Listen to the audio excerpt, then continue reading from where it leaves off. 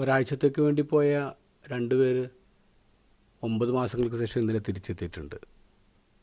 Sunitha വില്യംസും Butch ഫിൽമോറും. അവർ ശൂന്യാകാശത്തായിരുന്നു ഇന്നലെ തിരിച്ചെത്തി. ലോകം ആഘോഷിക്കുകയാണ്. അവർ തിരിച്ച് ഭൂമിയിലേക്ക് വന്നതിനെക്കുറിച്ച് എഴുത്തുകാരൻ അഭിലാഷ് ഫ്രേസർ വളരെ സുന്ദരമായി ഒരു കുറിപ്പ് ഫേസ്ബുക്കിൽ ഇട്ടിട്ടുണ്ടായിരുന്നു. ശൂന്യാകാശത്തെ തൊട്ട കൈകൾ ഭൂമിയെ തൊടുന്നത് പഴയതുപോലാവില്ല. പ്രാണൻ എന്ന ഹരിത രഹസ്യത്തിന് മുമ്പിൽ അഞ്ജലിയാകും. ഓരോ അണുവും സ്നേഹത്തോടെ കോരിയെടുക്കുന്ന കൈക്കുമ്പിളാകും.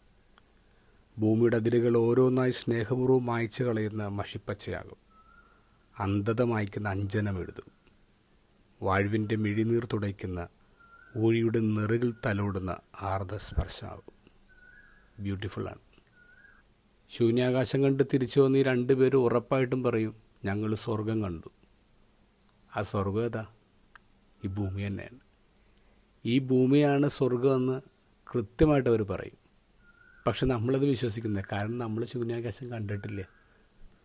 ഇന്നത്തെ ഗോസ്പലിൽ തീയിൽ കിടന്ന് നരകയാതന അനുഭവിക്കുന്ന ധനവാൻ അബ്രാഹത്തോട്ട് പറയാണ്, ആ ലാസറിനെ ഒന്ന് ഭൂമിയിലേക്ക് പറഞ്ഞു വിട്. എൻ്റെ 5 സഹോദരങ്ങൾ അവിടെ ഉണ്ടേ, അവർക്ക് എൻ്റെ ഗതികേട് വരാതിരിക്കാൻ ഇവനൊരു സാക്ഷിയായിട്ട് പോട്ടെ. അബ്രാഹം പറഞ്ഞ എൻ്റെ ആവശ്യമില്ല, അവർക്ക് മോശയും പ്രവാചകന്മാരും നിയമങ്ങളും പ്രവാചകന്മാരൊക്കെ ഉണ്ടല്ലോ, അവർക്ക് ബൈബിളൊക്കെ ഉണ്ടല്ലോ. അപ്പോൾ ധനവൻ പറയും, അങ്ങനെയല്ല, ഈ മരിച്ച ഒരാളെ എന്ന് പറയുമ്പോഴേ അതിന് വ്യത്യാസമുണ്ട്. അബ്രാഹം പറഞ്ഞു, ഒരു വ്യത്യാസമില്ല.